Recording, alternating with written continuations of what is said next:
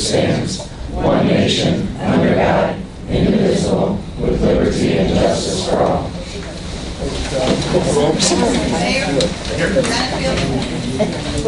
Yeah. Barkett, Rizalone, Poole, Hart, Moran, Ogalla, Weigel, and Houston here. Okay.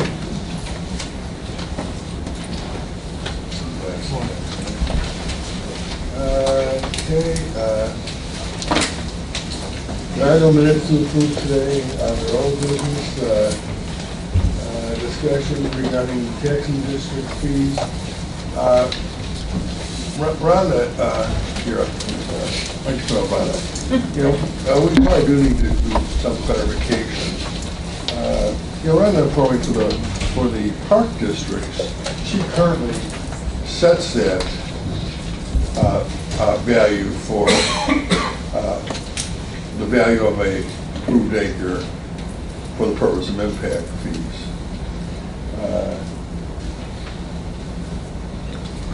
We have basically did a little different system, even though it's the county's responsibility to set these values. We've let the school districts determine what their values, or we either accepted them or we didn't accept them, but we routinely accepted them. The problem is that the school districts don't give us updated information, and therefore, you know, they, for example, leave their values currently probably where the land costs were absolutely at their highest, and they don't want to. Not that they don't. They're not giving us updated information. I believe it's the county's, and I do question how we've been applying impact fees to folks, because it seems to we've been enforcing municipal or school district calculation, not even our own. So I think there was confusion there. Because in my opinion, we should be telling the applicants what the fee is. We shouldn't be telling them, go get a release from the school district saying you paid it, as an example. And then the school districts and library districts and so forth saying, well, this is what we want. It's not related to the county ordinance. And that has occurred. And so I did have a brief conversation with Rhonda. I think the best way for us to move forward is have the SA's office set the values for the purpose of impact fees for contribution. Our ordinances are not like municipal ordinances. Ours is a land contribution ordinance. It's not an impact fee per se. So, what do you need? What do you need to support that? So I just want to be clear how this goes. The Parkland ordinance, donation ordinance, has since 1979 said that the supervisor of assessment sets the market value. Just a star. There you go. I didn't actually, you're right, I didn't really complete, because our ordinance for the schools is different. So our Parkland valuation ordinance is different, obviously, but both ordinances start out the verbiage the same way, based on if the site is too small within the subdivision, then it can be a cash contribution. But what happens is land use sends a form to my office with the site, calculated out what it needs to be, and then we apply what that 1 acre market value is at that point in time. So For the park districts. For the park districts. So it is right then what that market value is by looking at improved parcels of land. We've only had 3 of those in the last 2 years, and those numbers have been anywhere from 30,000 to 65,000 an acre. Yeah, on those 3, 2 were in Homer, 1 was maybe in New Lenox or somewhere.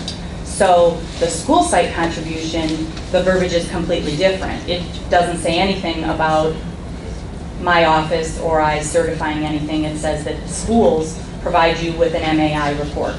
So what I did after our last meeting is I went back through, pulled all the vacant sales, looked at everything, looked at what I thought, where I thought numbers would be, just to get a feel for if all those numbers that are in your last adopted ordinance are too high, too low, close, whatever. And I would not sign off on those numbers myself. So then I went Because they're higher? because they're not correct. Okay. So I went to the MAI that I use and asked if I were to have an MAI go through and look at my numbers and just make sure that everything is as it should be. You know, there's a fee for that, and it's a pretty decent size amount. So for 3 subdivisions in the last 2 years, we've done fine with parkland, and I understand after talking to land use and Mary Tatro that would require some legal changes and that type of thing. But I wanted to be clear that I would be fine to certify those just like I certified parkland, but I would not certify those numbers that you certified last year. And it would be quite a project to try to go through and find a number for all 37 of those districts. And if I'm being honest, that number is going to be good for a month maybe. We're back on the rise. We've seen, you know, values go down, and now we're seeing them go back up. We saw it last year, and we're already seeing it. We're seeing new subs come in, maybe not in unincorporated, but things are back. So to say that, you know, that they're even good for a year, to me, doesn't seem right. Well, well, let me ask a couple questions. So we would have to change, Mary, we would have to change our ordinance. Right. We would have to say to it. Because as your ordinance is written now, you determine a fair market value annually. But we rely on the school districts to give us that number.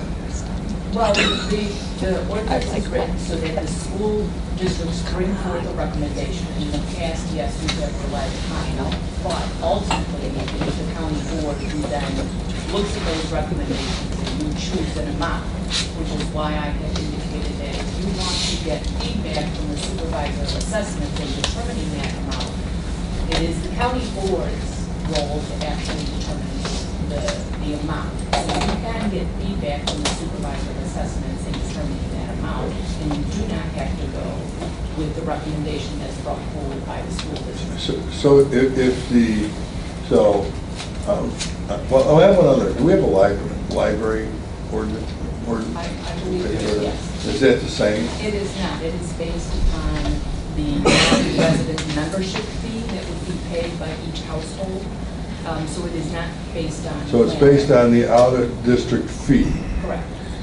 And I don't think we haven't been applying that ordinance in that way either. We need to let our library districts know that here's the fee. Not going to tell folks who are the library district and have them sign off, and then have the library district, you know, I think in some instances probably tell them amount that's not even close to our ordinance. And us enforcing it, I think, is another concern. Well, Brenda, if we go to you as the SA and say, we want, you're telling us you would not sign off on what's currently there. And then you say, well, but if you want me to change, if you want me to give you a number, it's going to be a costly. Well, I would prefer to do it as they come in, Jim, because if I go through these now, it's quite a project, and the number that I may come up with per acre for each of these is not necessarily good for the entire year. Well, things could make they're that good for a period of time. We understand, because well, if the school districts think it's not appropriate, let them then bring evidence forward to change it, rather than vice versa. I mean, I think that we should say, here's the value. School districts, if you think that you have a different value, then you bring your evidence forward, just why we should change it.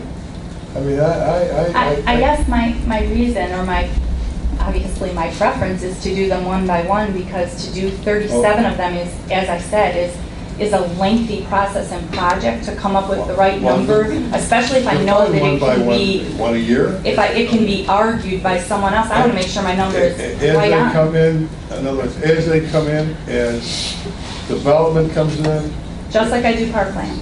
Send me a form and I'll give you a number. so the land use department would say, we'll send you the form, send us the values back. We'll tell the applicant what the impact is, the Exactly. cost is. Kurt, that's good? Okay, I'm fine with that. Tom? Yeah, I was going to suggest we do her recommendation, rather than define every school district, just do it on an as-needed basis, as they arrive, and change our ordinance to that effect, so that we have a new procedure. Okay. I'm fine with that process. Can we formalize that process? Or are we just saying this is a... I think that the issues are legal from their standpoint. Yep. I don't, Yeah, I think that we're gonna have to amend the ordinance, because right now, your ordinance reads that you will set the amount annually. So what you would have to do is amend your ordinance to indicate that, similar to the parklands, that they would go to the supervisor of assessments who would then set the amount. I think that's a good process. What's everyone here think on that? Okay, Suzanne? Jim, you know, I was just thinking, I was kind of talking over here, is there a way we can maybe also get an opinion with Gideon on something of this? I know they do have very strong opinion on these matters. I've talked to before when I was in Park District with another one of the Realtor Association members. Yeah, this should make them happy, actually. I mean, but we'll make sure I mean, that... it would just, like I said, just We'll send another. them something, and then, you know, when we have something to look at. So what I would recommend is that we amend the ordinance. Does that require a hearing, a 30-day and a public hearing? So if we did it today, we could do it at, we have a public hearing either at the July County Board meeting, or we can maybe have the public meeting in the second executive committee meeting in July. That would give us, give me enough time. I don't think it's a complicated amendment, is it? Well, the school, yeah, because the library, I mean, the Park District's already doing that way. So we're just make the park, we're gonna make the school the same as the park. And the library already is a separate, they pay the out-of-district fee, so they'll pay whatever, if it's $50 a year to be out of district, and they'll pay $50 one time, correct? Yeah, That's how the for each household. For each household. Yeah. And I'm not as concerned about big development, because, you know, they sit down and negotiate these things with these districts. You know, I'm more concerned about those minor subdivision folks who are building 1 or 2 homes and they're getting clobbered.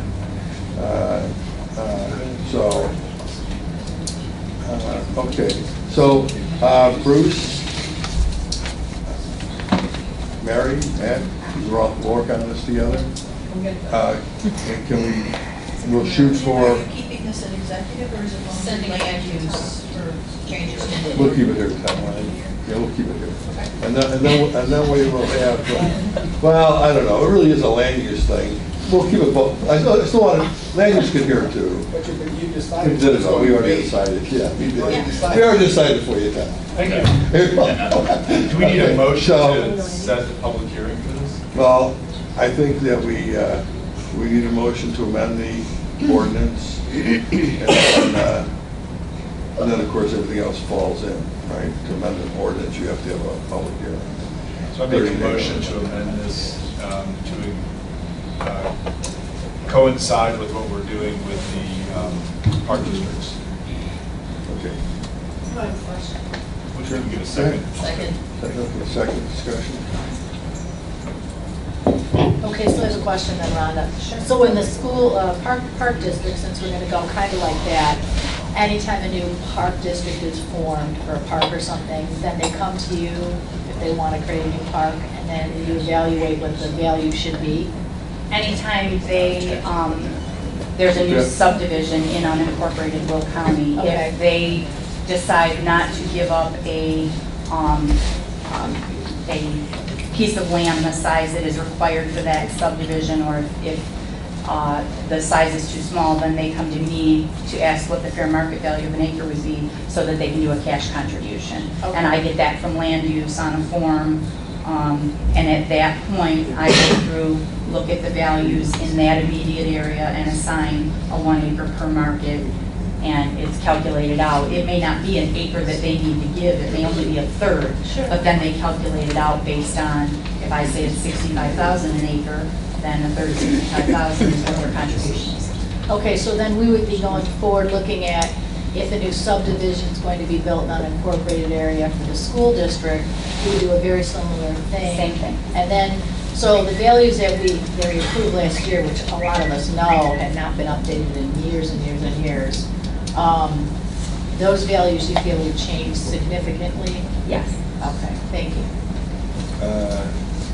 Don, would you agree with me? Okay, any other video? I see you, Steve. I try to ignore you. Tom? There's also fire districts. I don't know, Bruce says there's a different procedure for that. I don't think we have a, county does not have a fire protection district impact. Now I'll tell you what fire protection districts do.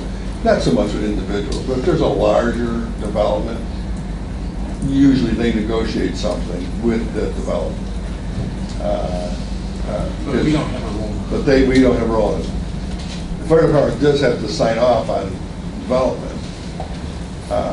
But I think usually larger developers are used to making some type of contribution. In some large cases, they might buy a new fire truck. Don't always cash. They work their own business. Kurt, do you have anything to say? I think this will be a good, uniform way of doing it. Okay. No comment? No, I think this will get it done. Okay. Okay.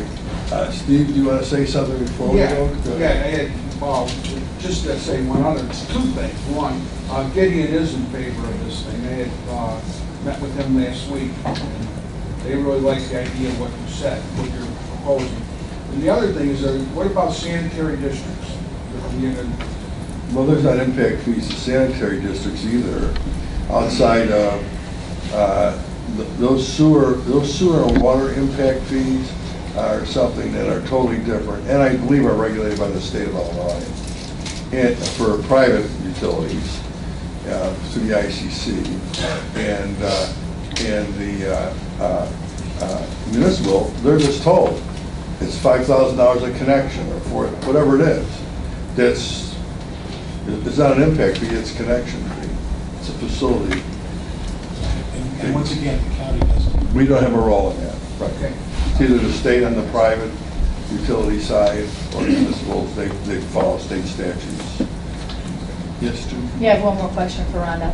So by doing this additional change here, your current staffing level is appropriate to handle this, because it would come in one at a time? Yes. All right, thank you. That's good. But I know. You weren't going to give me any more. Keep going. Just want you to But know, she's got it. we're all about more with less, right? I'm glad that you brought that up. Can I address you just 2 minutes? No, because I'm going to bring that subject up, and you won't be the only one. You can address when I bring it out. Okay. I'm going to keep things in kind of order. One more. Sorry, I Yes. keep getting questions. So Rhonda, like when you first do, like the first one that you do for us, okay, can you say, this is what we had approved based on what they gave us, and this is what the new value is, just in the beginning, so we can kind of see what the change really is? Absolutely. I can tell you right now that the last parkland donation that I approved for a per acre was in Homer Township. I'm sorry, unincorporated Homer. And that was $65,000 per acre. So you can look at your Homer school district and see the difference of where it's at right Which I think now. they're like 165. Right? Okay, great, thank you. You can sit there, since the subject is the next one. We have a motion, second. All in favor? Aye. Opposed, motion carried. Bruce, if you can work with Mary so we can move this forward. I would think it would just be making it all the same ordinance. Okay.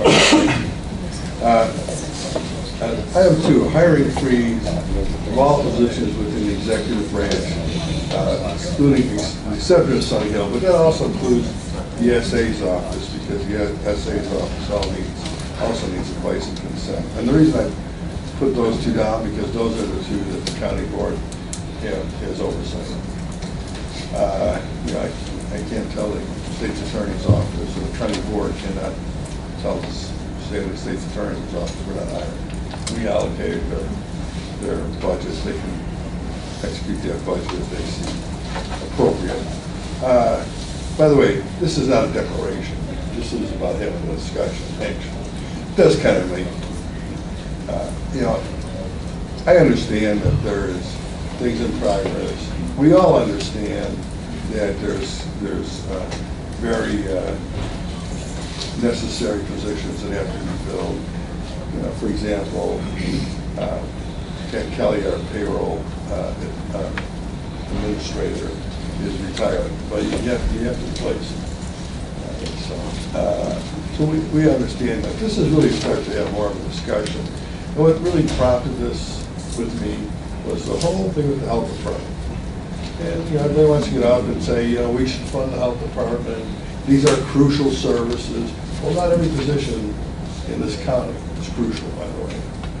And if it becomes between having some kind of administrative assistant in the executive branch of government versus a mental health care worker, which one do you want? Which one is more crucial? We have a limited amount of resources. We're halfway through the budget, and I think we'll address this at budget time with everyone.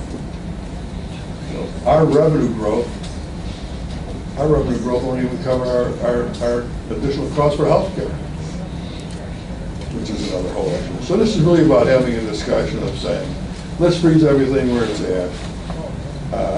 Let's get into next budget year, and let's really have a serious discussion of where resources are going to be allocated. In some places they're going to get less, in some places maybe get more. If you think it's more important to have a secretary somewhere versus a mental health care worker, make your case.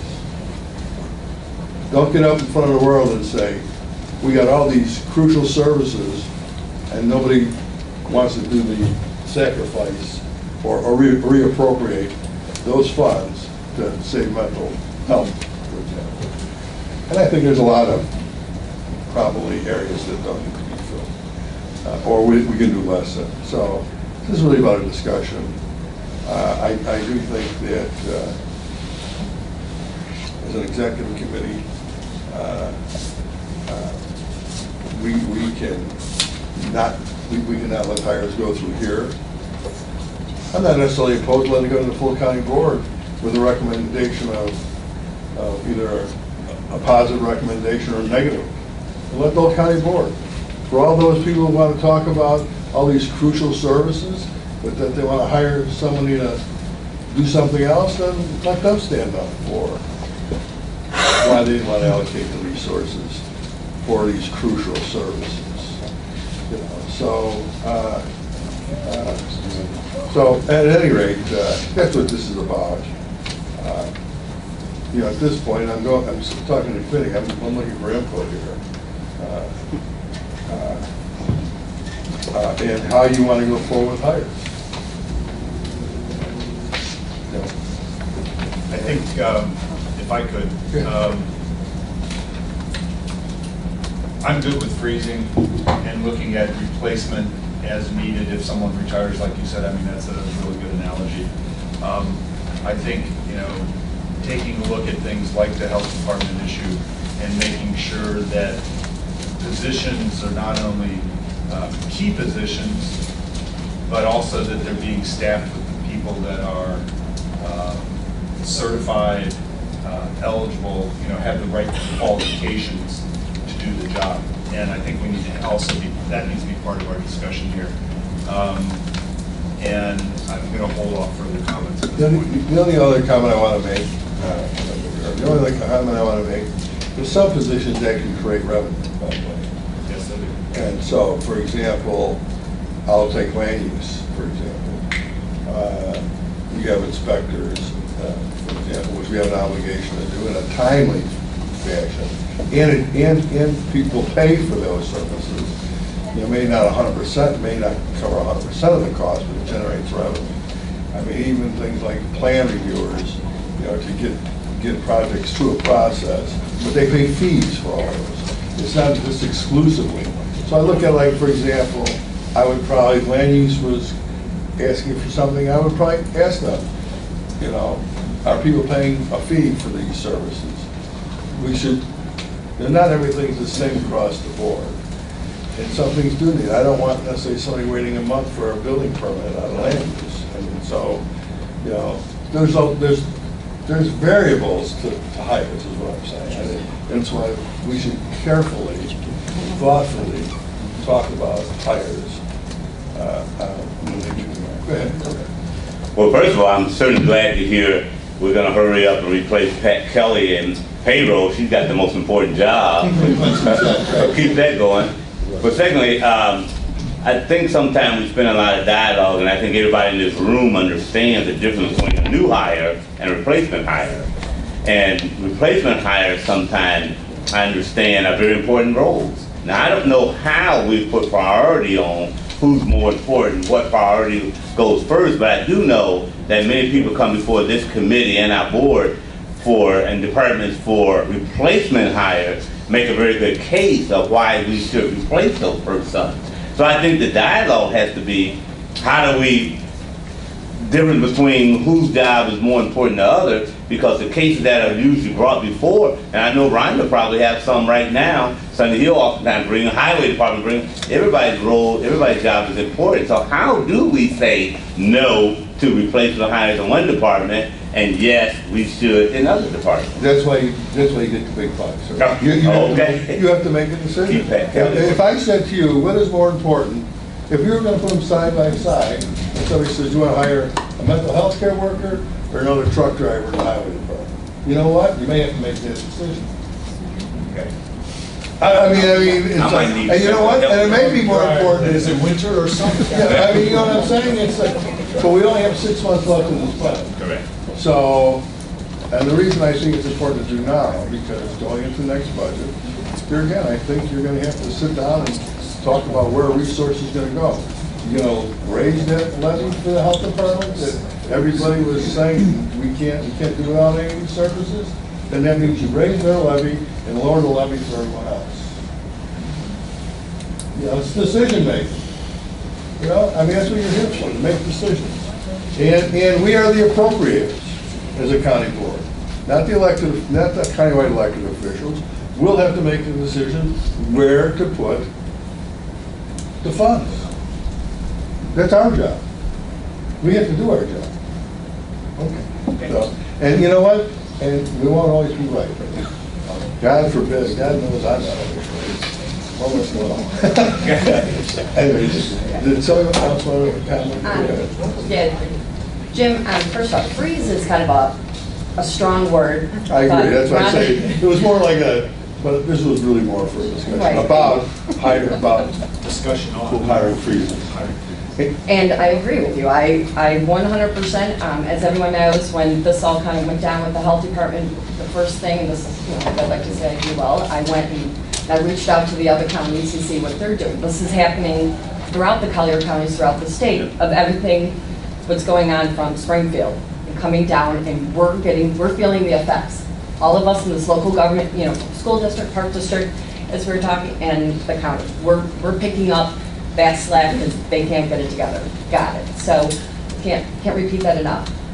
But I also do think, as each of you were saying with the department, and the one thing, again, with the healthcare and everything that's going on, you know, with mental health, but there's other things that we have in fun. Everyone has their different ideas where the priorities are and where it starts. You know, we have drug court. I think that's so important. You know, workforce, very strong. You know, these people are trying to go and better their lives, and we're going, no. There's no other services in the county that can really replace that, where I think maybe some other services. So I think a lot of these departments, maybe we can even analyze them a little bit closer And not saying of that, in fact, of micromanaging whatsoever, that's not my whole thing, just policy making, that's what we do. So we kind of just have to kind of come up with more of a plan than just like no hires. So we're the appropriators of all money, all funds. So we are the appropriators, not just policy makers. We're appropriators. And maybe we need to go back and see what the core function of county government is. I mean,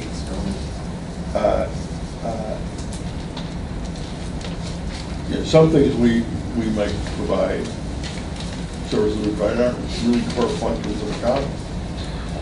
And that's what we do too, as this executive board, I think. By the way, workforce is federal funds, so that's always. And we're getting those. And Mike? I think, and I got a couple things. I think we ought to take a look at the whole ball of wax, because we are getting to that point where our budgets are getting tighter, and we know we have to look at things and what the state's doing. You know, I think there's several things. One, we know that a lot of the departments keep vacancies to make budgets. The sheriff's a pretty good department, pretty good about letting us know when they're keeping something vacant. But in a lot of the other departments, we really don't know that. I mean, we don't really get a report. I don't know if it's supposed to be the executive department, which again is something I think we ought to look at too. Should the highway department report directly to the county board versus the executive's office? I mean, all those kinds of things we can look at, but I think we should, when people come for replacements, we ought to be aware too what they're keeping vacant and why, because then that replacement might be more important, but we're not getting all of it. Well, but I think what I'm saying is we need to be really prudent on hires. And you really need to have to justify it. By the way, I have to apologize to the chief judge there. I skipped you. I'm going to go right back. You're going to think I don't like you. And I do, man. You know I like you. So you know what? If I can suspend this discussion just for a minute and go to the branch court, because it's not going to take long. I know you were going to stick around for these. I appreciate it, but I think I'm going to be here for some other things. Yeah, okay, so, all right, very good. All right, so well, yeah, I told Ron to consider. I know some of you have hires in the pipeline. So at the next meeting, if you are requesting a hire, be ready to justify why you think it's a crucial hire. It has to be done sooner than later. Jim, I was just going to say, how does this differ from what we do now? Don't replace the hires that come before us, we examine them, and we're just going to take a closer look at it? I think we routinely this kind of, with some exception. I'm sure there's some emergency hires that have to be done occasionally or whatever. All I'm saying, well, I think what I'm really, I guess what the message I'm trying to get across, unless it's a crucial hire, let it stay vacant. Okay. Because we're going to be asking whether it's really a crucial, necessary item. The executive brings them forward to us, and we're just going to take a closer examination of whether or not we really think they're absolutely essential to the operation. And you know, I think that we need to take a hard look at them. And I say freeze was probably a little strong word, because it's hard just to freeze. We're just going to look at it a little closer. But I do think we should not let very many items go forward. Nick, did you want to say something? It sounds like you're not voting on anything today. This is just a discussion, so it's good to hear this is a discussion. I guess my question or suggestion to the board is, if you're going to change the policy per se, the sooner we know the better, because we won't start hiring processes if they're not going to get approved. Because the worst thing we have, and the job market is getting more competitive, especially with some of these, the lower paying jobs that we hire for that are arguably necessary, otherwise we wouldn't bring them forward. But we'll lose candidates, number one. And why waste your time, why waste the candidate's time if we're going to go through a whole process of interviewing and selecting and then embarrassing them by having them voted down? I guess. I think there should be a discussion prior to you going through that. Well, and we're continuing. Whether we're going to hire for that position and then put it out. I think you're right. I don't want anybody to go through a process thinking they have a job and then the county board not approve it. But the other issue, and I'm not looking to have an argument here today, but is all these positions that at least the executive branch has brought forward are positions that are budgeted for. So we have a budget, we live within our budget. We're not asking the county board for extra money to go outside the budget. So, but it sounds like that's not good enough anymore. That's not, you know, the saying, well, there's money in a budget. No, that's not. Well, you asked me, and I'm saying, that's fair. no. But the board has, as a policy, has told the elected officials and departments under the executive, live within your budget. And I know every year it's a struggle, and it's getting more difficult because we have union contracts that we either pay people or lay them off. We have services we provide or we don't provide them. And you're right, it's a tough choice, and some of them are going to be tough choices. But the argument about the highway department, though, they don't just plow snow. They do work in the summertime. They patch culverts, they patch holes, they fix culverts, they cut grass. It's not like they're not doing nothing. They're not just truck drivers. They're not just truck drivers. They're not just snowplow drivers. So, I mean, I just want to be clear that everybody says that because that's continually thrown out there. Last fall, we waited. Easy one to use. Well, but it's not true. I mean, we waited. It is true, Nick, when you talk about what's a truck driver different. Well, you said, between mental Chuck, health. you said that they're not plowing snow. It's not. You said it's summer. Absolutely, a different environment will make a different decision. Well, we're not going to. You know, you said it's not winter. It's summer. You don't want to get into an argument that you're arguing? Both of you stop. Both of you stop. You're wrong. Nick, you asked, do I think that we're going to change the way how we go forward? I would say yes. Good. Okay. And I would like. So I'm going to answer your question. That yes, I think that saying that we can live within our budget is not necessarily the only qualifier to hire. Okay. I think we'll look at it a little. I think we'll look at it a little differently going forward, and I think we'll address the budget in general and positions. I'm hoping that eventually we'll get new software and we can go back to a personnel budget, which I think will make our, at least from the county board perspective, I think make our lives easier. I would, to be constructive in this discussion, if there's a draft policy that we're going to look at, it would be helpful that if we got that in advance so that we could talk to our department heads and say, how does this impact you? What are the positives, negatives, whatever, so that when we come before the board, we can respond. Well, I think what we can do is, we can work on a hiring policy for the executive branch of government, and then we'll have a discussion, even if and it may not just be a temporary one. Maybe the better way of doing this is to actually talk about positions that need to be filled before we post them, and get the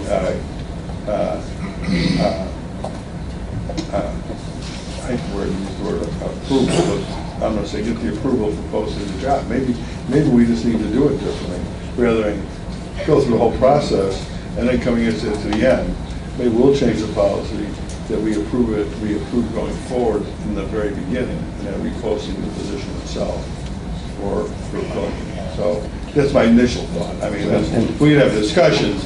There's various ways. That's just an initial thought.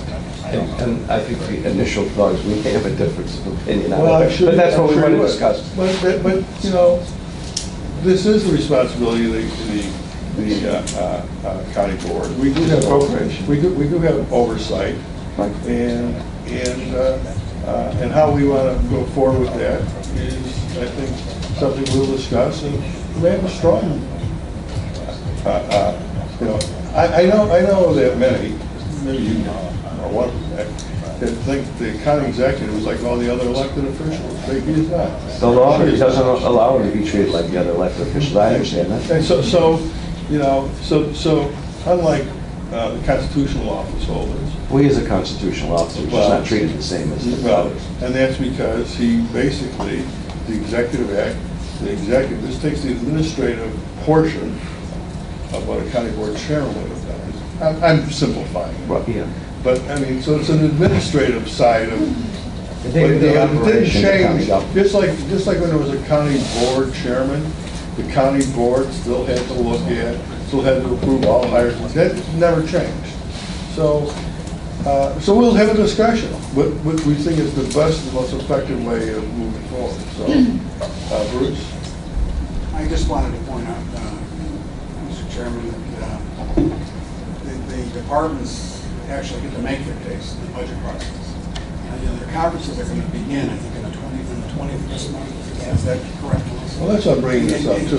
So that whole discussion regarding the necessity for a position, that's what's going to be had. And then when you folks pass the budget, you ought to be very sure that you want, that those the positions that you want funded are within the budget. And those you don't want funded are out of the budget. Well, because once you do pass that budget, it's over. Well, one of the things I'd like to do, maybe we cannot accomplish this for the entire county, but I'd much rather see a personnel budget for the executive branch of government, like we used to have, and we will have a personnel budget, and every position will be approved, position by position, within a budget. I think that's a fair request. So I think that's another way of bringing it forward, because in my opinion, is that the other way of just saying, here's a lump budget, hasn't worked as effectively as other. My point is that Nick says, once the money's appropriate, the section gets higher, I think in some ways it's correct. County board has to agree with him?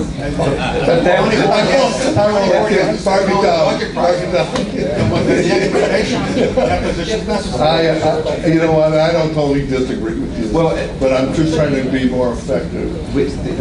Years ago, there was a personnel budget, and we had social security numbers and everything on those budgets. But now, in recent years, Mr. Moses, you've been one of the ones who's articulated this, is we don't appropriate for positions, we appropriate. Now, obviously, I'm having a little different thought process now. But the thing is, those, even with the lump sum budgets, as Mr. Freefield was talking about, there's support that is presented in those budget meetings to say, you have X number of people, it's going to cost the county X number of dollars, and that's how it's not just. My concern is when people say, well, it's in the budget, we're saying it's within our budget. Well, we do that budget, we may have said, well, we're supporting 10 positions. And then you come along and say, well, we're going to hire 15 people now, but you know what? We're not going to spend more in our budget. And within that, and because you can do that, especially if you wait towards the latter part of the year, you let something go. You say, well, we're going to hire 15, so we need 15 people. Well, what's not always in there is the 15 people you're going to give health care to and some of these other benefits, which in some cases may exceed their salaries. So there's some real, and the other real issue, big issue we have, is we cannot maintain our health insurance under the current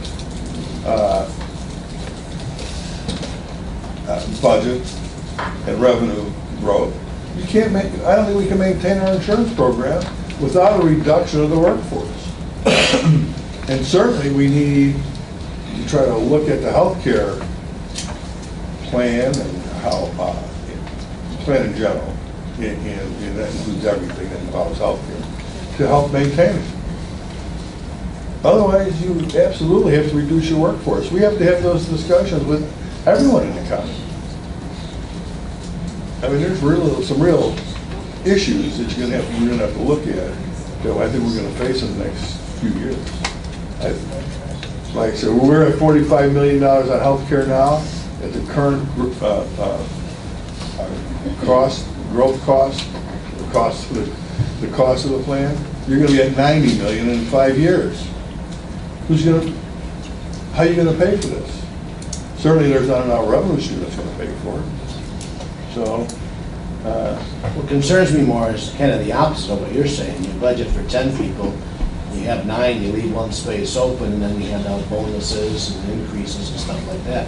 Is that being fair in the budget process if you're asking for 10 people? There are no bonuses, Mr. President. but pay increase. In fact, in the past, it's been said at this board meeting, the union employees get the contractual obligations because they're contractual obligations. The non-union employees have not been getting regular updates of salaries. In many years, they've received little or none.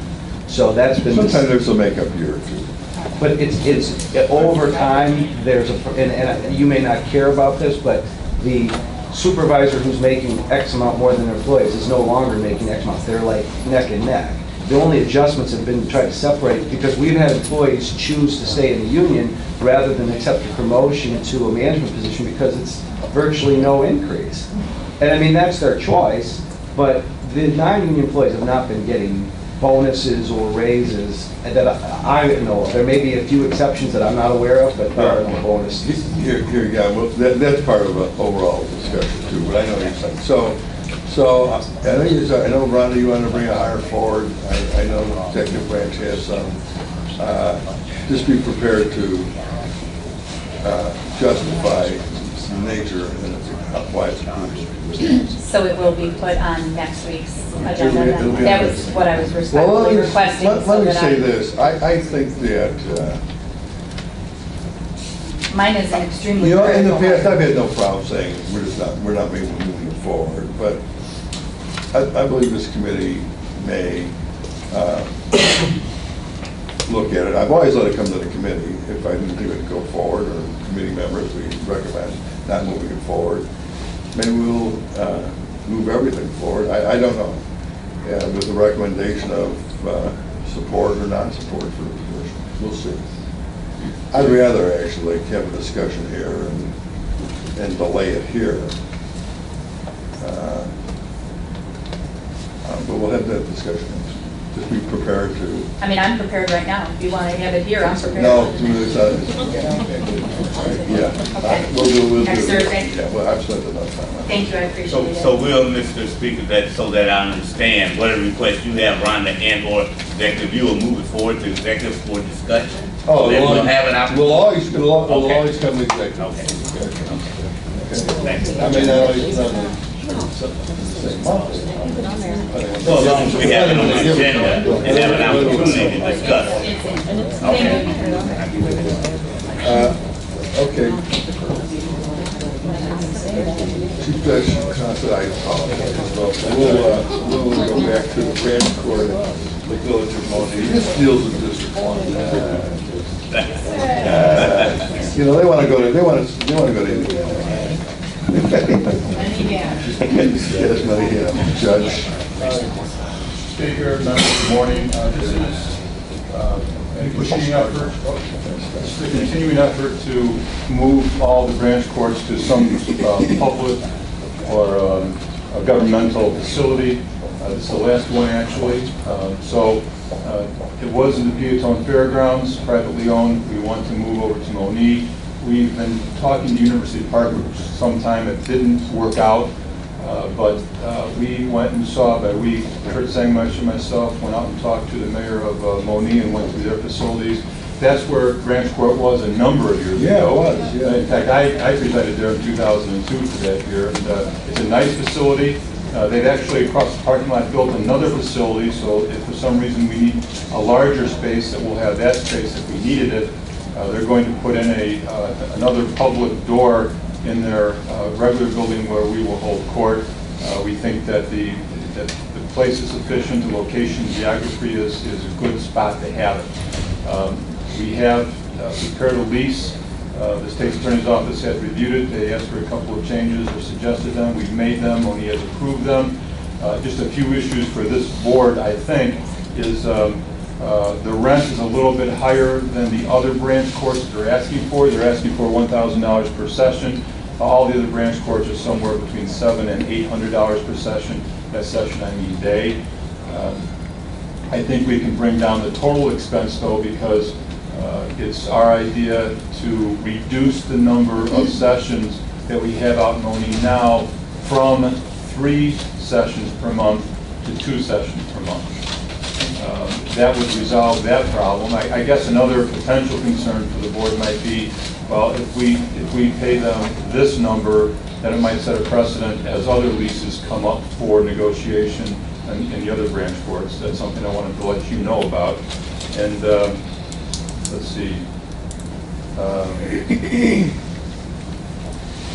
I think that we need to amend the starting date. It was going to be September 1st, but the clerk's office and the judiciary, we need enough months to get the dates right with the public, so as to where we're moving to. So we're thinking about October 1st if you approve something this month.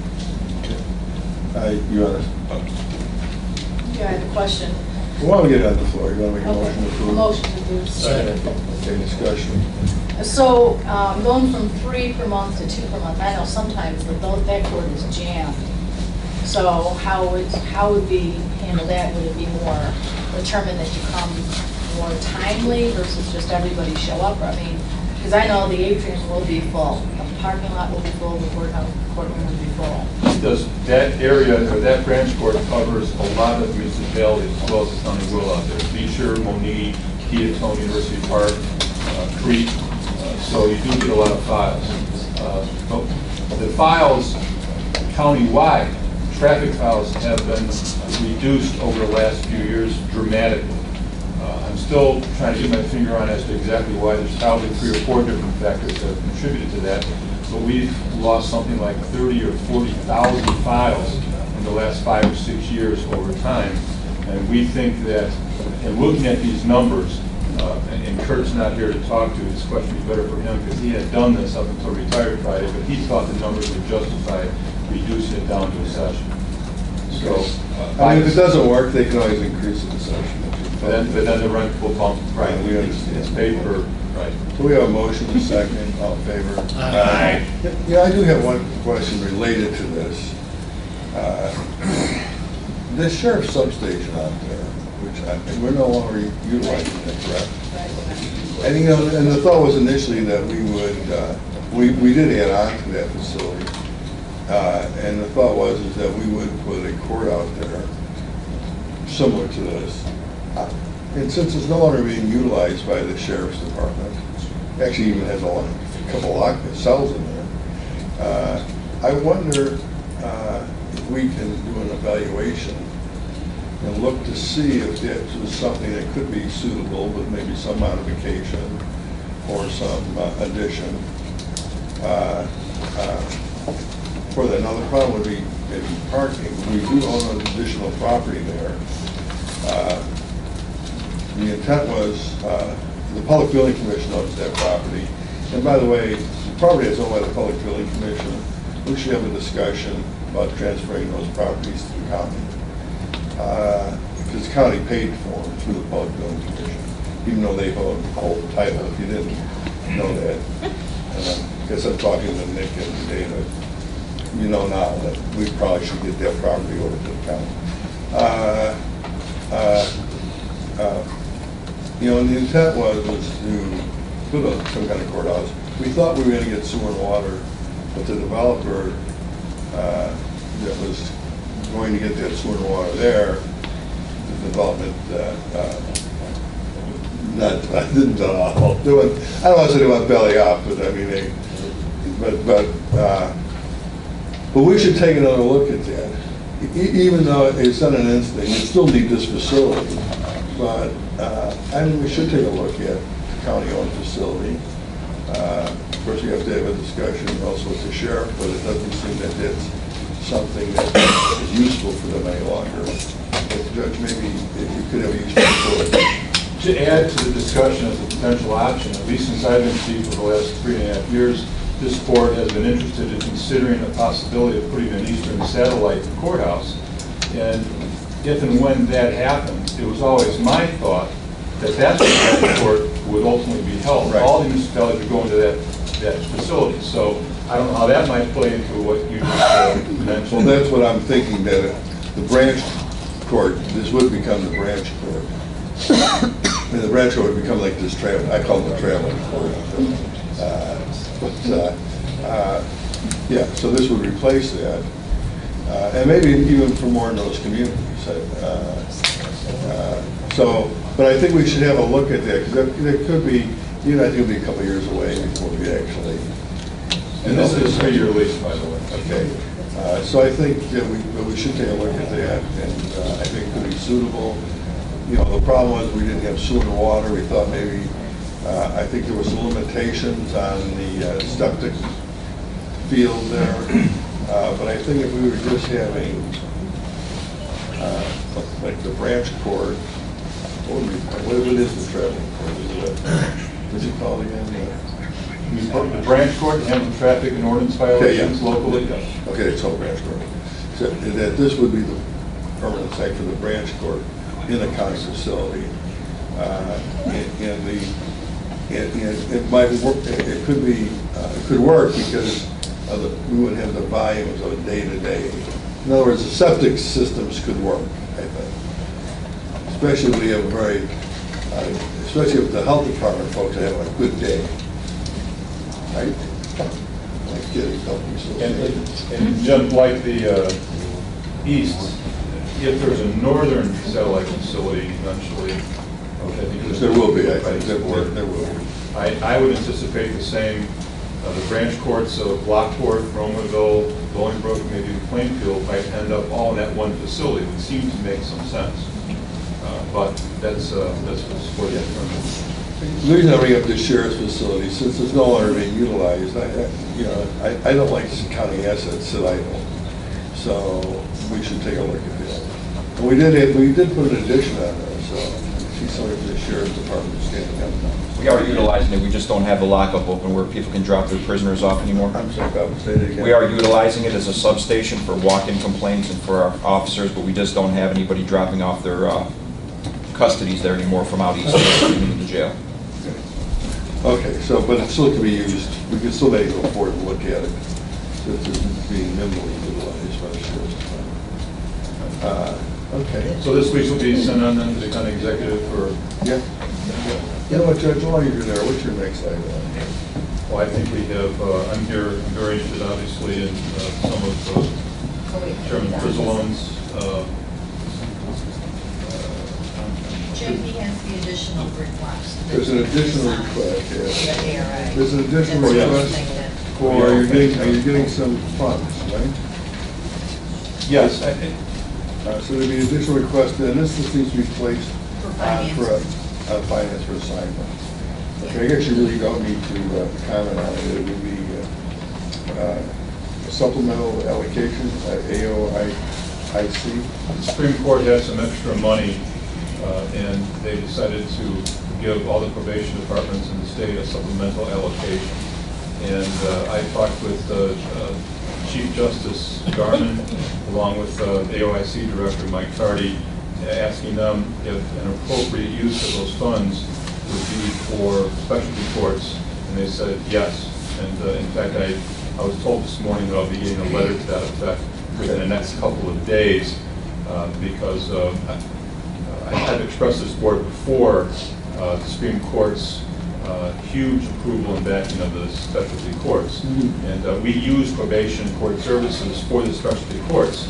So they believe it wouldn't be an appropriate use. Other circuits already use some of that money anyway. All I'm asking for is that the money, the allocation that we're getting on this supplemental basis be used for ARI, and that solves our problem for months.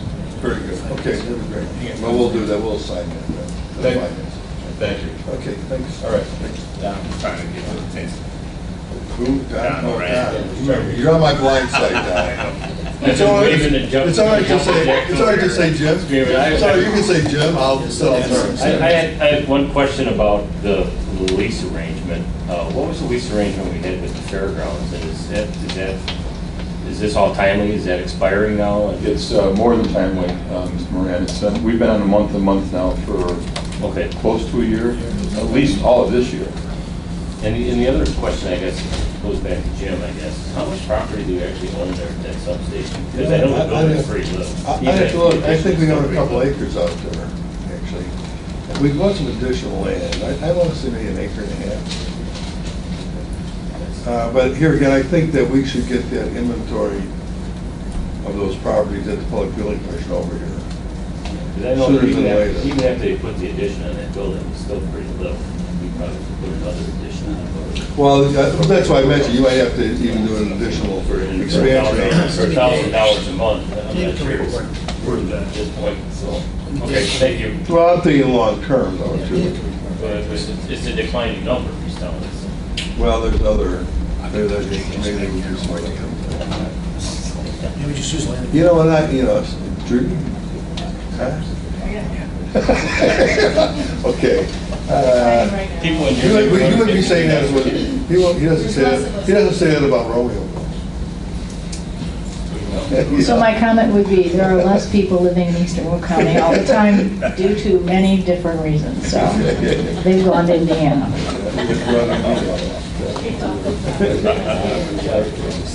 The next would be the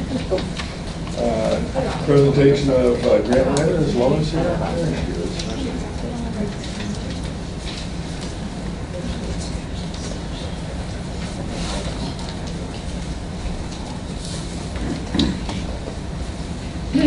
Good morning.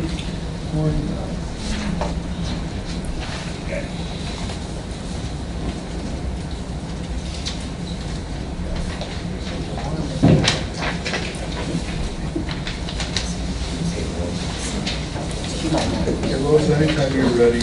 Okay, sure. Just to kind of highlight on the report, it's kind of comprehensive. I think if you focus on the February, March, and April, I was here in February, so that's the most recent. But the reason I provided this is a type of report that I provide to the county executive's office every month. And I will just highlight a few things. First of all, on the federal grant side, we currently have over $1 million pending, meaning we submitted more than $1 million in federal grants. We're waiting to hear whether they're awarded or not. Hopefully by September we'll start hearing and finding out. And so my work is at that pre-application and submittal stage. And just to emphasize a few of those, one was the drug court grant we submitted last month. There were actually 2 drug court grants, federal grants that were announced. One was through SAMHSA and one was DOJ. We started both of them. The SAMHSA one was quite comprehensive. Working with Julie in the drug court, she opted to go with the DOJ. So we did submit that. It's a $300,000 grant. And it is a multi-year, it's a 3-year grant. And I think those are things, that's really important when you look at sustainability of a project, which I know you're facing right now with the health department, with grants where they are depleted and then where you go from there. So that being a 3-year grant, we will then hopefully focus on that SAMHSA grant for next year, which does incorporate a great deal of mental health funding as well. I really want to emphasize, we did receive the $50,000 from Centerpoint. That's a multi-year grant. I'm very excited about that. It's being used currently as the groundwork for the drug-free community program.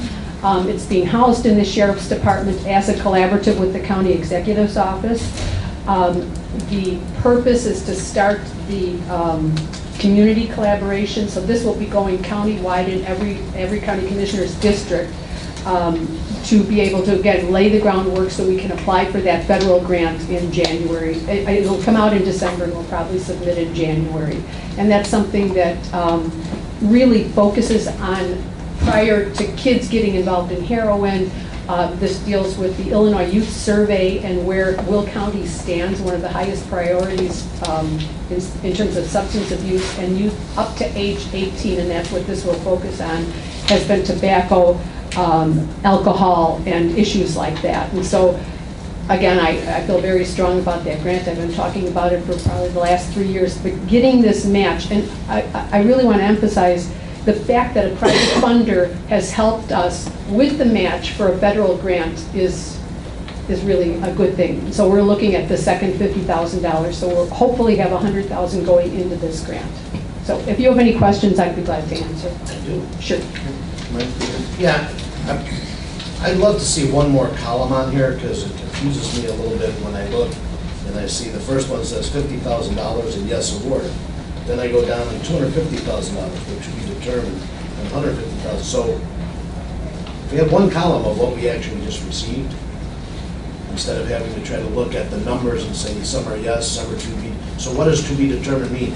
I mean, we're going to get a piece, or we don't even know yet? To be determined means I put my end of the work into this to get the grant submitted. The last page is a page of funding that we have received to date. Last The page. back. on the very back. I'm sorry, the back, yes, thank you. Well, then I would think to be determined from your perspective just means Yeah, your work is done, Submitted. it's submitted, and whatever the chances are, be 50/50 or, Well, on a federal. nothing's ever 100%. Well, that's but- correct. But, you know, again, my work in terms of preparing and submitting the grant narrative, the budget, which right now we're in the second phase of the COPS grant. And it is quite comprehensive, which most of these are, so. And many of these grants, I assume, are all competitive grants. You're Well, competing. yes, correct.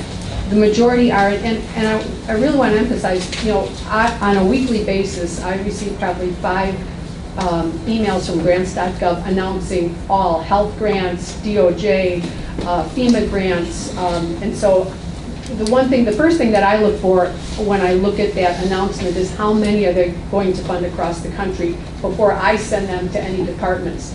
And typically, if it's 4 to 8, it's so highly competitive, you know, unless a department is passionate about it, it's really not one that I would highly recommend.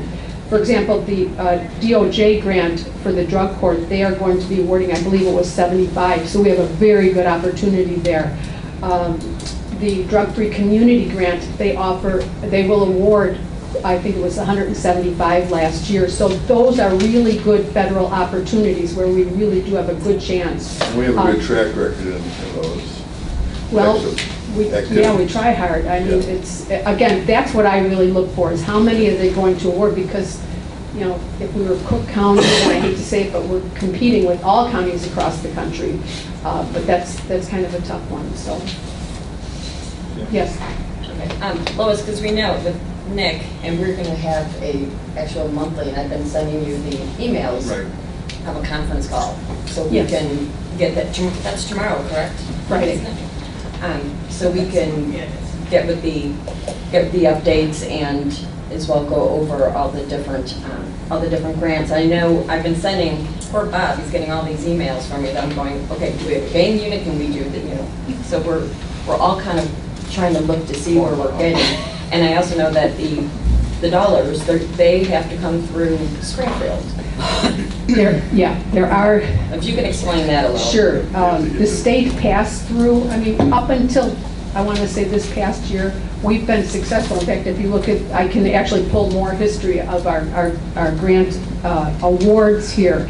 And we have been very successful with state grants in the past. And we did, obviously, and I spoke about that last time, I wasn't aware that we didn't receive the funding. We did receive the award for the Adult Redeploy Grant, which is a state grant, and it's federal pass-through money to the state, but the state has not passed that money down, at least that I've heard of to date. But they have to. They have to pass the federal money through. Well, That's, yeah. And so, but again, I want to emphasize my work is at the front end of it. Do I care? I absolutely passionately care, but there isn't too much we can do when we're at that point. well, we have our local now, our Pillock, we have Julie and Brett that's working on that now. Oh, that's good, yeah. Okay, Just a well, okay. Yeah, just your asterisks. What do those stand for?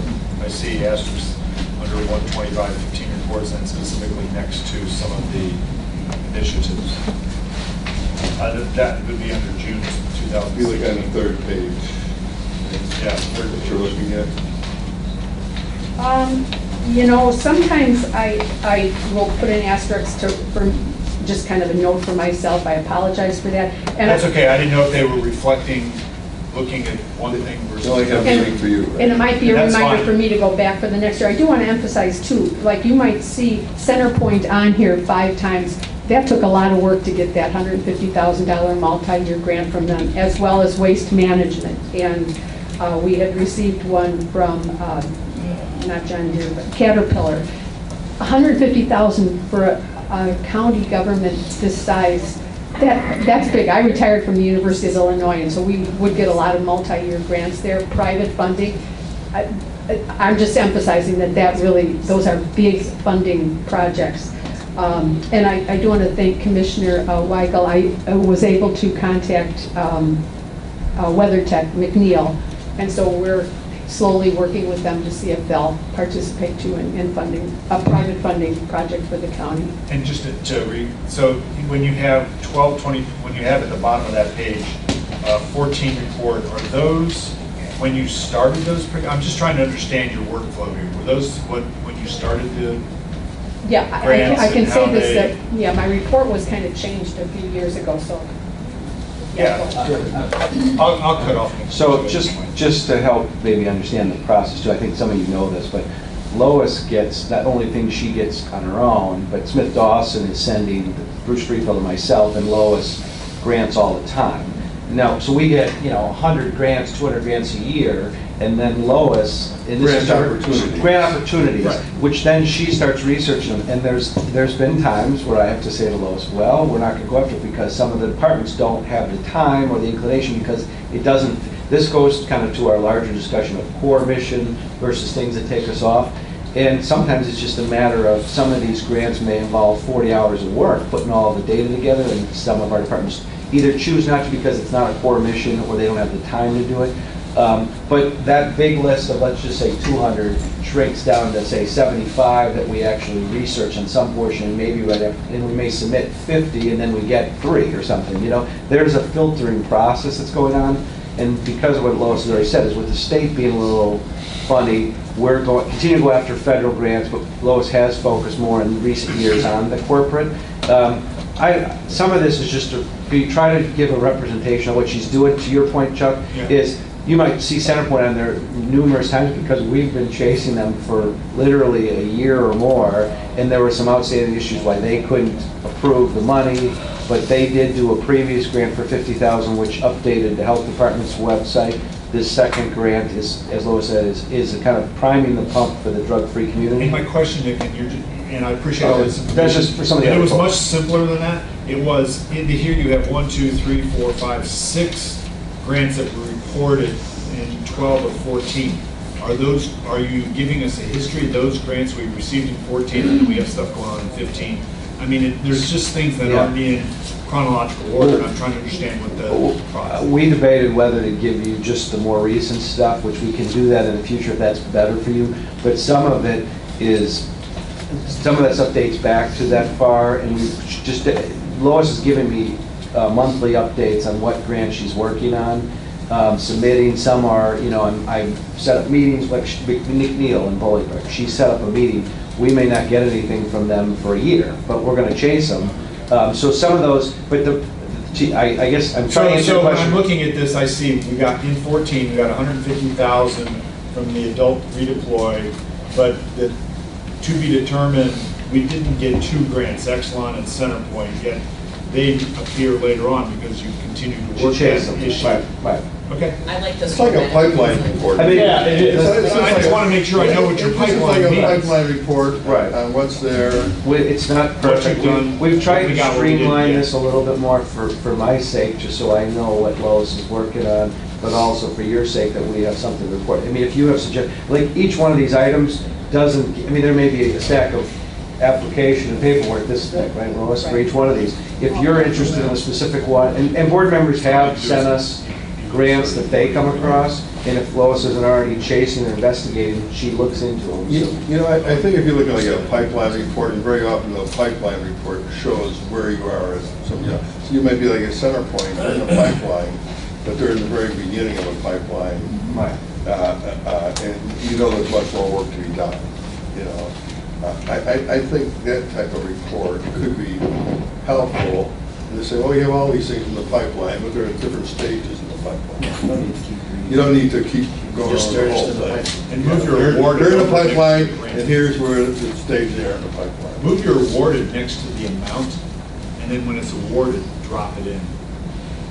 You See what I'm saying? could probably, there's probably models that you can pull up for the pipeline report. I have no problem reading this, guys. So I don't either, but I'm just saying it's, well, the thing that this doesn't show, though, pipeline reports do show where you think you are in the process.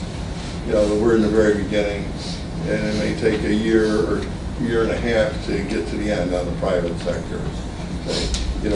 And the federal side, the pipeline is, we're in the beginning, it's gonna get awarded in, we're in June 27th. June, it's gonna get awarded in December, we'll know where we're at, Put down the due date.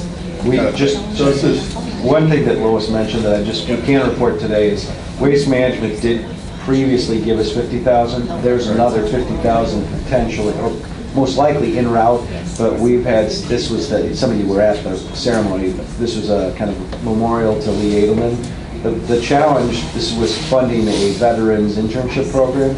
The problem Pat Fair has had, and this is a separate issue, is she's had good qualified veterans, and the companies don't want to accept our money. They just want to hire the people. They don't even want to do an internship, because if they're good, they want to just take them. We don't have to subsidize. So we've had a challenge funding those. So we're looking at we're looking at alternatives that Waste Management will agree to, since they're the funders, and we're hoping to come back with some other, either work-related or some other, they want to spend it on veteran-related because it was in memory of Lee Edelman, who was a good friend of ours.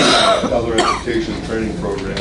Right. And Pat Fair is working with the VAC and others to try to identify some alternatives. But we are expecting at least, well, another 100,000, 50,000 in 2 additional payments. So that's coming. But I think everyone's interest, we're pursuing competitive grants, both state and federal. We're going after corporate dollars.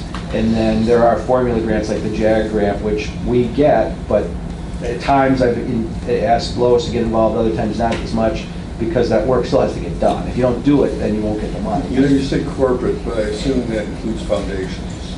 Correct. Okay. Yeah. So you might want to even say corporate/foundation, because foundations aren't necessarily corporate. Mike? Yeah, I got a couple, this is federal, and I got a couple questions and comments, and maybe I can put it all together before you can answer. A lot of this came up based on a trip to Washington. First, are we asking our departments for needs, so we're looking for things to plug into a grant? And secondly, when you're reading the grants, are you having any interplay with, say, the DOJ to get a clearer read on it? And the reason this came up is when we were in Washington, we were talking to the DOJ, and we were talking about some need, and I have written down somewhere about what we were looking at, and they go, well, there's this grant out here you can apply for. And we go, well, that says this is for this. And they go, well, what it really means is you can use it for this other stuff too. And I said, it doesn't say that. Well, if you talk to us, we will tell you that you can apply for that thing that it doesn't say. I said, well, yeah, how do we know that? And I said, unless we have this conversation. So first, are we asking Sheriff's Department about specific needs so that we're kind of going backwards rather than just saying, okay, this grant is for this, and we don't want to apply for that one? Or Contra saying, we need this, is there any way we can find a grant for it? Go that way. And number two, are we having any conversations with the Fed agencies to ask them, hey, we're looking for this. We saw a couple of grants that didn't sound like they were applicable to this scenario, but wouldn't apply. And they may say, oh, apply for that grant, because yeah, we can fit that in the program. But I think, by the way, Mike, I think that that's what we're doing now. I mean, that's why Smith Dawson and has been a different role. That's why Brett sent stuff out and saying, well, you might only do this. A long time. Yeah, it's just for the last couple of years. But I mean, it's a little bit, Yeah. So the answer to that, I would hope that you would talk in this, ask Brett, can we apply it to it? That's what he keeps saying for, by the way. I think in part. But I think even he didn't know when he was in that meeting at DOJ. Yeah, but he should be asking. We should be asking him, and he should be asking. So just to address your 2 points, first of all, in terms of the needs, I feel very fortunate to work closely with almost all the departments of the county, the health department, the sheriff's department, the emergency services, the state's attorney, and so on. And so in terms of their needs, if I see, for example, the domestic violence grant coming out, I know where we can plug that in and who to work with, and so that works very, very smoothly at the county level. If I see something that I think might work in one of the departments, in my mind, I will always submit that to them and call to follow up. So in terms of needs, I feel fortunate to have really great people here to work with. In terms of the reading, that's very interesting, because when I work with a grant application, they're very specific about what you submit, what's required, what you can request for. They say that right in the guidelines.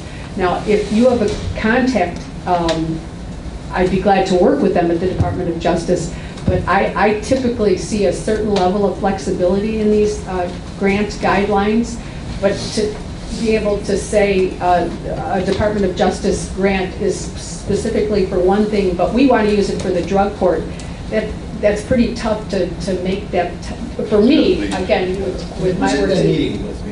Well, let me say that, I told us. I've been at those meetings where they say, well, no, you can probably use it for that, but I do think that requires a different type of conversation. It does. But when you get off that kind of written kind of guidelines, I think it reduces your... Oh, yeah, they very specifically. It reduces your chances of getting that. In the guidelines, they tell you what your grant application will be graded on. 25% to your narrative based on what we're stating in the guidelines, 25% on your budget, and so on. And so, but again, I'm willing to work with anybody that you might have at DOJ who... I think part of this also, because I was in the same meeting, was not just having them shift us to, or say, well, this grant might.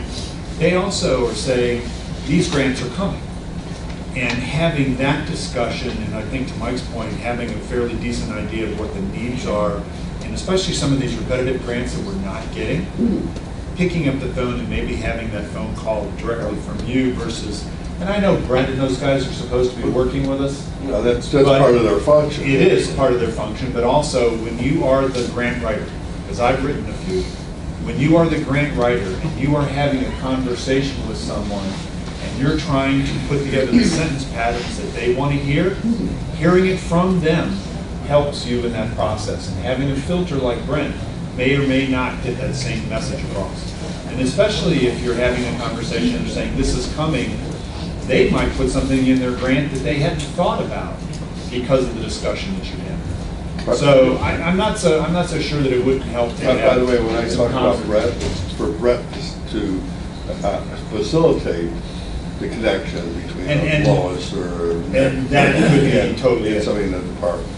And I had one more point was, we also did hear from at least one of our senators, I'm sure the other senator would be willing too, that they said, if you're applying for a grant, especially one of the bigger ones, certainly get a copy to us ahead of time to our office, and we'll have our people kind of vet it to see if there's some things that we can suggest that would make your grant better. Prior to going in. Prior to going in. So, I mean, if they're offering that, we might as well use them. Matter of fact, we did have one of those. I don't know if we can follow up on that. You talking about Senator Kirk? Yeah. We did. We did, Suzanne and I did have a follow-up call. It's a competitive grant. It wasn't like an earmark. So right. we're... I don't worry about it. So, I mean, well, the thing is, competitive grants are competitive grants. I mean, you got to go after them, but we have worked with the senators, both senators in the past, some of the congressmen in the past, to do letters of support. The other thing, just real quick on the DOJ. Letters of support, though, he was saying that they would... But when we talked to the staff, it wasn't like, it wasn't as rosy as it sounded like. I wasn't in that meeting, but it's a competitive grant. So, I mean, all of our members are willing to, at least, well, I think I can say all of them, or most of them, are willing to do letters of support, which it can't hurt to have a letter of support attached to the grant application. Some people say it doesn't help. I think it can't hurt. But DOJ, just coincidentally, when we were out in D.C., Carrie Vitalo is the state director for DOJ for Illinois, and she's based in D.C. She came and did a site visit. This was a friendly visit, not like a hostile audit or something, but she was here visiting with our staff, reviewing one of our previous JAG grants, and she has been in meetings in previous years that we've been in DOJ. So there has been some interaction. We've worked with her on some of these grants just to clarify points and things like that. But that's why we've shifted our DC strategy from just going to members to agencies, because what we all have seen, when you go into DOJ, when you go into EPA or highway, you get more information. We were out there one year with the Economic Development Administration. They were telling us of things that were yet to come, which it's invaluable to get that information. So I agree. But we have had some discussion, we can always do more to get into those agency staff people, and we've tried. And so. maybe Brent could help And Mark? facilitate that, especially some of these bigger ones. Then, I'm just thinking about Mark Kirk. So I should, I'm sorry, I apologize. I forgot that we did have that last Thursday, 2 Thursdays ago, with Dirk, right. And I missed, and Mark Kirk. And then I got a hold of, after we had that conversation, because they were talking about the gang, possible the gang grants, and where Mark Kirk has been very much involved, and we're in the office, so we kind of ran with that. Then after we talked with Lisa, and on our call, I then reached out to Bob, because I got the contact for that. Bob, did you have any luck with it, that conversation? Did you ever get to talk to that gentleman from Mark Kirk's office? No, I have not. Okay. Well, there's things. But, and I also, but I just want to say too, when we have these conference calls, and we're going to do this once a month, and how would you like for us to report to these? Do you want this on, Jim, do you want this on legislative for us to come back and report? Or do you want us to report here? Well, I think you can do it here and legislative both. I mean, Okay. this is reporting out. But, as I'm sitting here listening, it does seem to me, in meeting once a month, but there does seem to be disconnect between some of the aspects of how we're, maybe there needs to be a meeting every couple months or something, so everybody makes sure that offers are getting coordinated.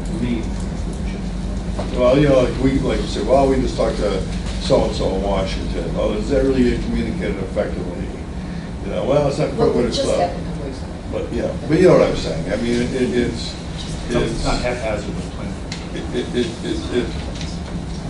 It seems to me that, I'm saying you're doing it now, but I'm saying there does seem to be sometimes disconnect of efforts, I mean, there's a room for that, yes, but following the DC trip, Suzanne and I did have a call with Kirk, both of us were at the Senator Durbin's office, Suzanne couldn't do it, I was on, and we talked to Foster's office called Stop, for letters, they can do letters, they did a letter, I believe, for the Tiger grant, the DOT applied for it.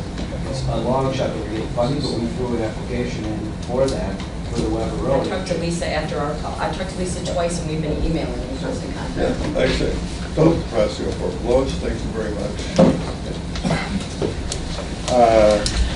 Okay, before I get to,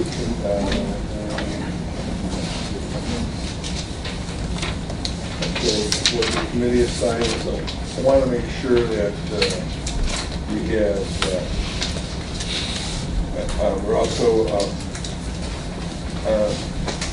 designating, with Pat Kelly retiring, we need to designate a new IMRF authorized agent.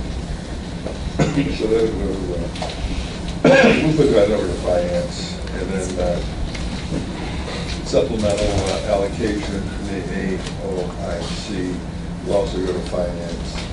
So that'll be included in the finance agenda. So I'll entertain a motion to, somebody will make a motion to make that amendment. Move second, all in favor? Aye. Opposed, motion carried. Entertain a motion to approve all committee assignments as amended. Second. All in favor? Aye. Opposed, motion carried. Okay, I guess we're gonna have to have an executive session later. This is good to be ahead of now. Before we go to executive session, is there any public comment? Any public comment? I'll entertain a motion to executive session for the purpose of litigation. We had a motion, we had a second. Take the roll, please. Mayor?